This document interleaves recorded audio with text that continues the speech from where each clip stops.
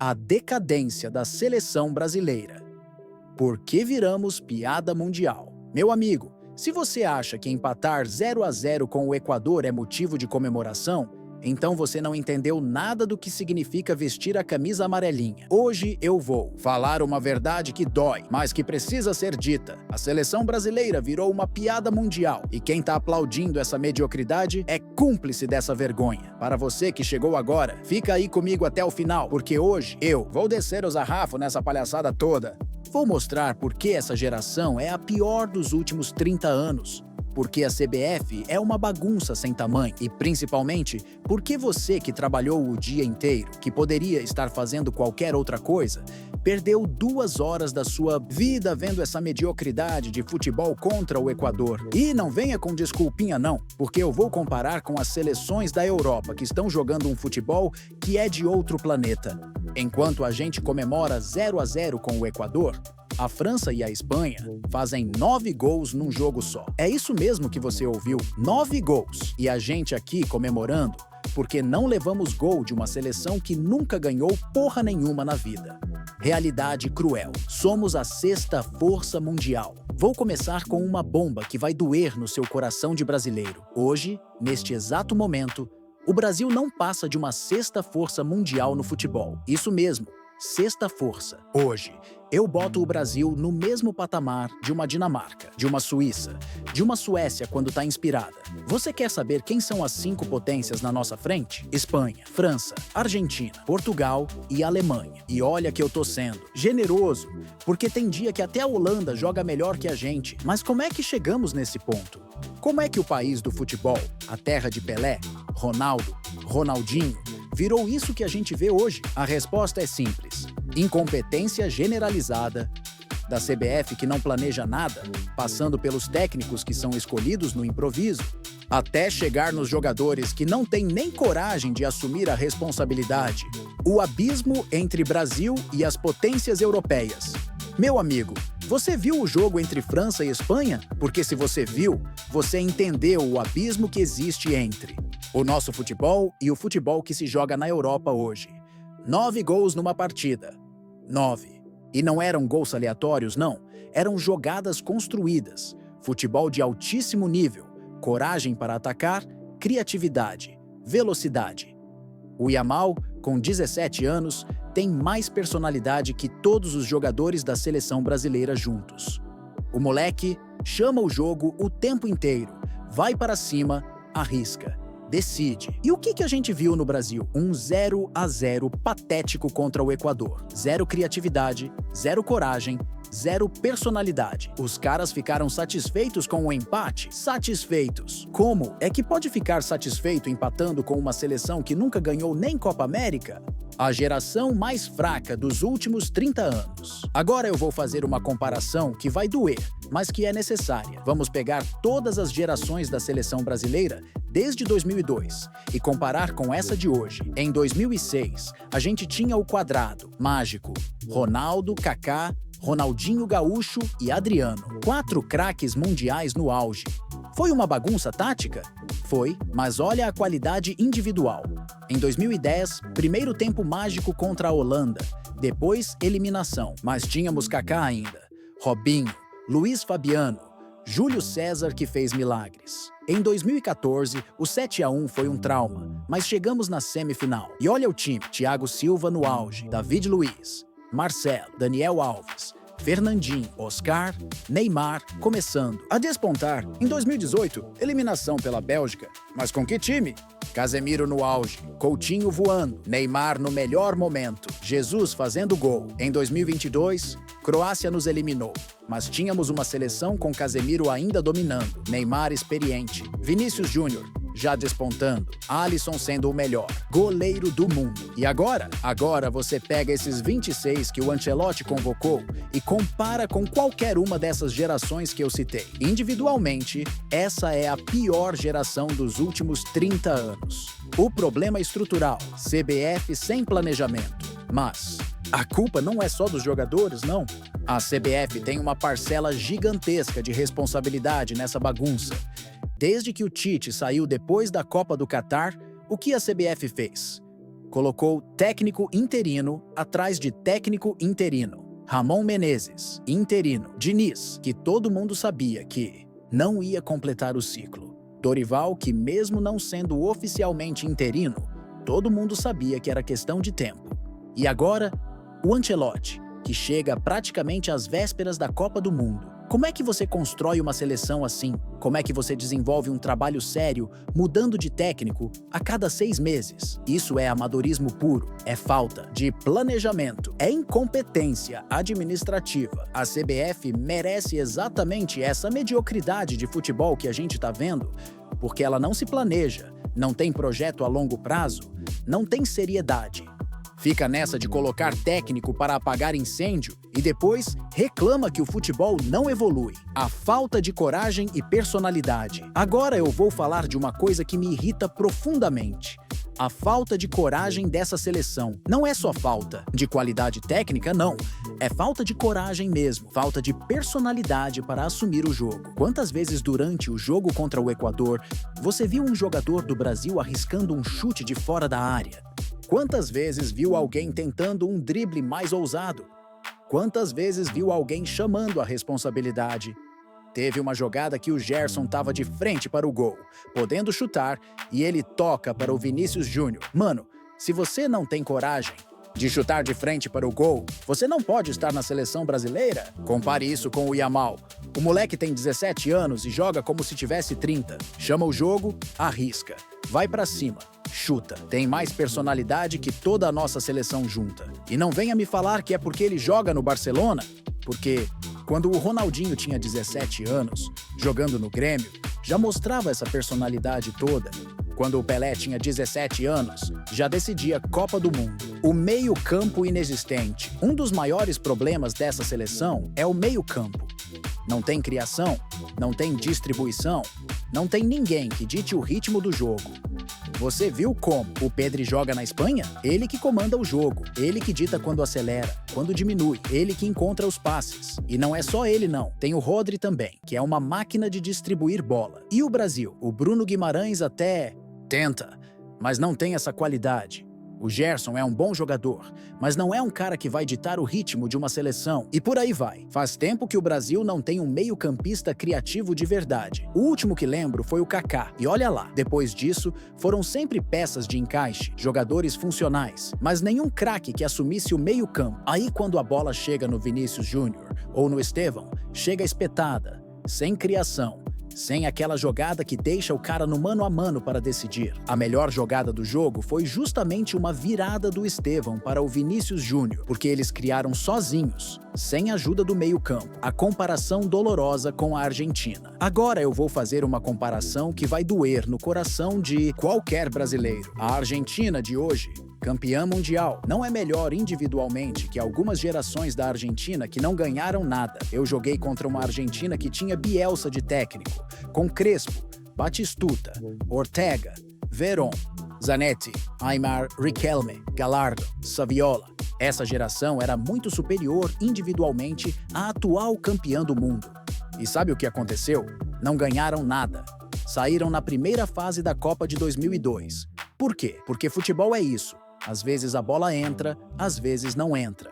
Então, pode ser que essa nossa geração fraca, sem criatividade, sem coragem, chegue numa Copa do Mundo e dê certo.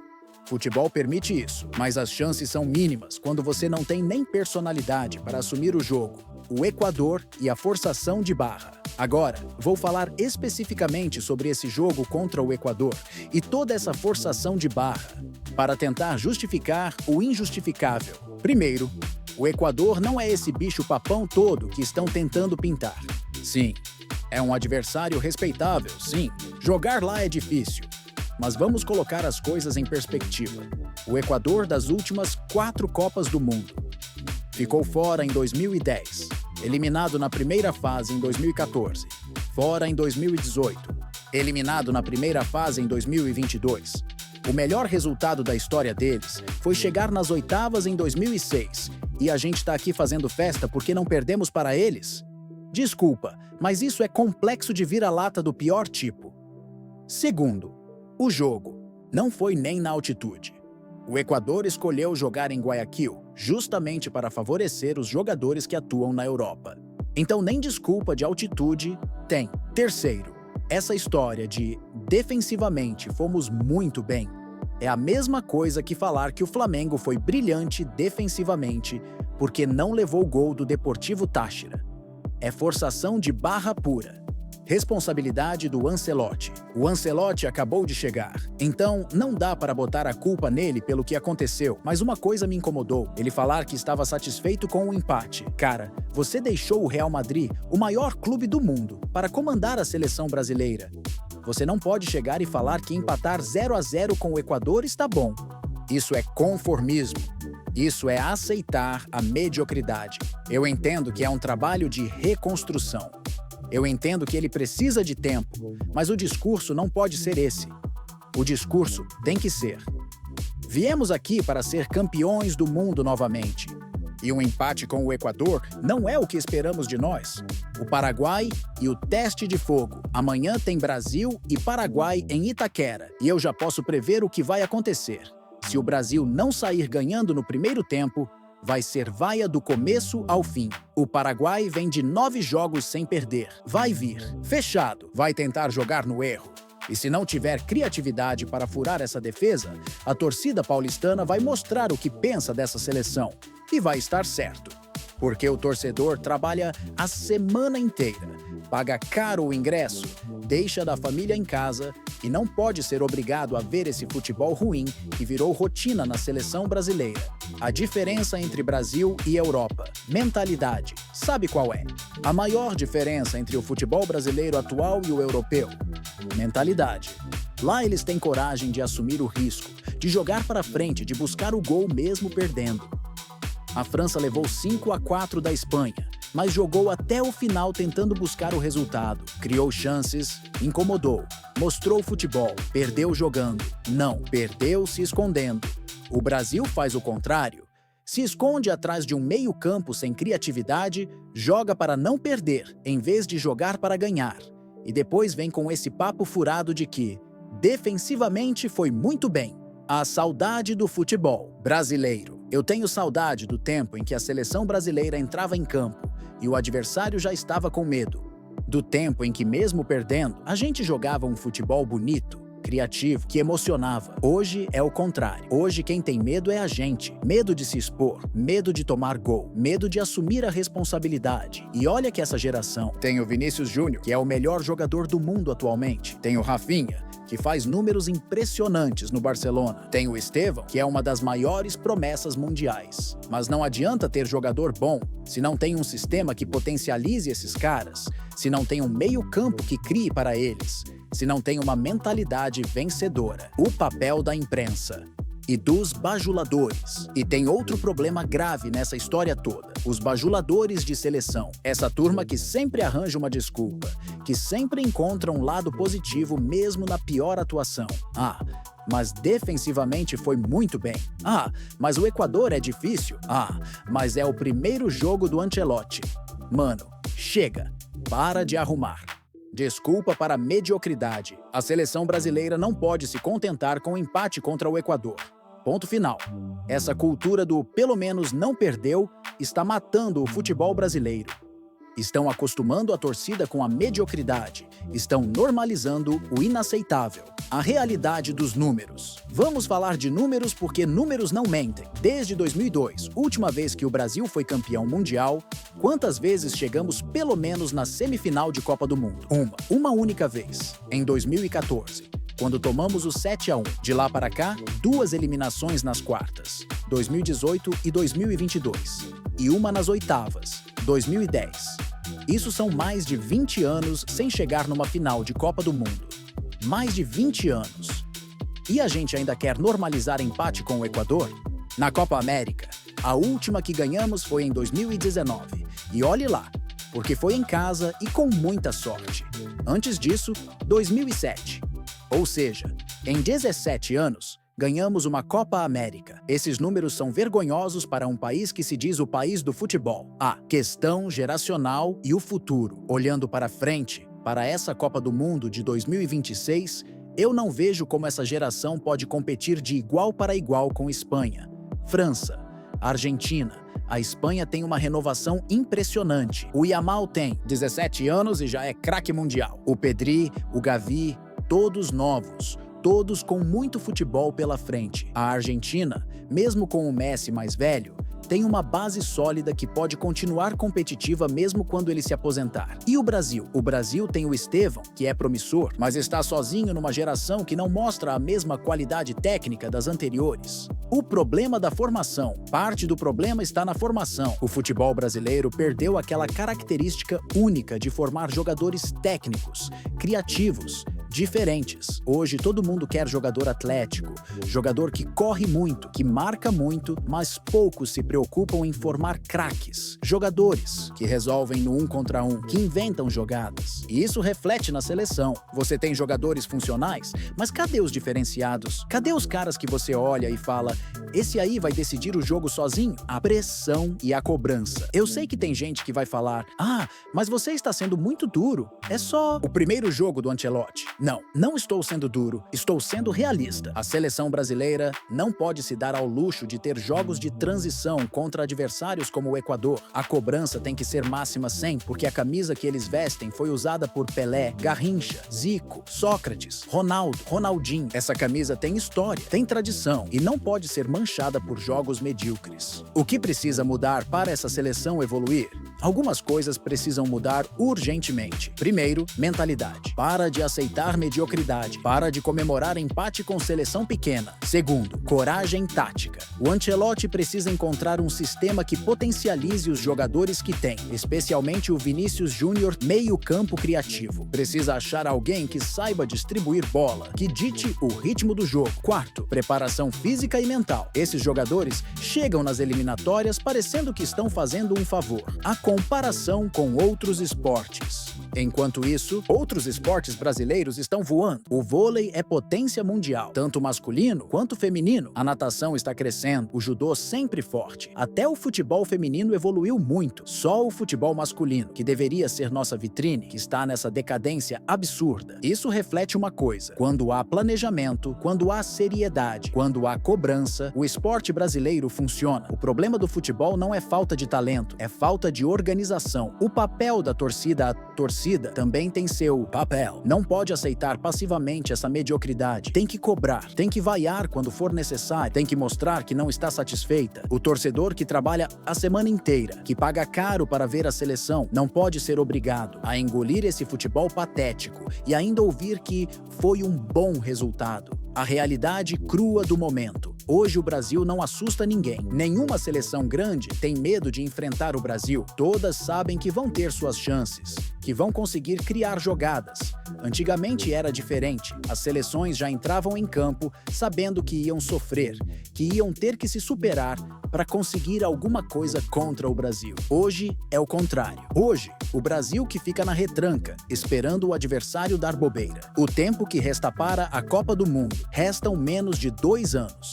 É muito pouco tempo para uma revolução completa, mas é tempo suficiente para pelo menos organizar a casa. O Ancelotti precisa definir rapidamente qual é o sistema, quais são os titulares, qual é a cara dessa seleção. Não dá para chegar na Copa improvisando ainda. E, principalmente, precisa recuperar a mentalidade vencedora, a confiança, a coragem de assumir os jogos. A esperança ainda existe apesar de tudo que falei. Eu ainda acredito que essa seleção pode melhorar. Tem qualidade individual, tem o Ancelotti, que é um técnico vencedor. Tem tempo para ajustar, mas para isso acontecer, precisa parar com essa cultura da desculpa, com essa aceitação da mediocridade. Precisa voltar a ter fome de vitória, de ser o melhor. O futebol permite surpresas. A Argentina de 2022 não era individualmente melhor que várias gerações anteriores que não ganharam nada, mas chegou na hora certa e foi campeã. Pode ser que aconteça com o Brasil também, mas para isso precisa trabalho, precisa dedicação e, principalmente, precisa parar de se conformar com empate contra o Equador. E o sonho de todo brasileiro é ver nossa seleção voltando a ser respeitada mundialmente. Ver adversários com medo de enfrentar a gente, ver o mundo todo parando para assistir aos nossos jogos. Isso é possível, mas não vai ser fácil. Vai exigir mudanças profundas, vai exigir que todo mundo saia da zona de conforto e, principalmente, Vai exigir que a gente pare de aceitar mediocridade como se fosse normal. Gente, dói ver o que fizeram com nossa seleção. Dói ver o país do futebol virando motivo de piada mundial. Mas eu ainda tenho esperança. Ainda acredito que podemos dar a volta por cima, que podemos voltar a ser uma potência mundial. Para isso acontecer, cada um precisa fazer sua parte. A torcida cobrando, a imprensa não passando pano, os dirigentes se organizando e os jogadores assumindo a responsabilidade que essa camisa exige. O próximo jogo é terça-feira, contra o Paraguai. Será mais um teste para ver se essa seleção tem caráter, se tem coragem de assumir o jogo em casa, na frente da nossa torcida. Se você concorda com o que eu falei aqui hoje, se você também está cansado dessa mediocridade, deixa o like no vídeo para mostrar que a torcida brasileira não aceita mais isso. Se inscreve no canal se ainda não é inscrito, porque aqui a gente sempre vai falar a verdade, mesmo quando ela dói. E fica aí para o próximo vídeo, onde vou analisar o jogo contra o Paraguai e ver se houve alguma evolução ou se continuamos nessa patinação sem fim. Um abraço para vocês e que Deus abençoe nossa seleção, porque ela precisa de um milagre para voltar a ser respeitada mundialmente. Até a próxima e lembrem-se, exijam mais da nossa seleção, porque ela pode e deve ser muito melhor do que isso que estamos vendo. Tchau, tchau!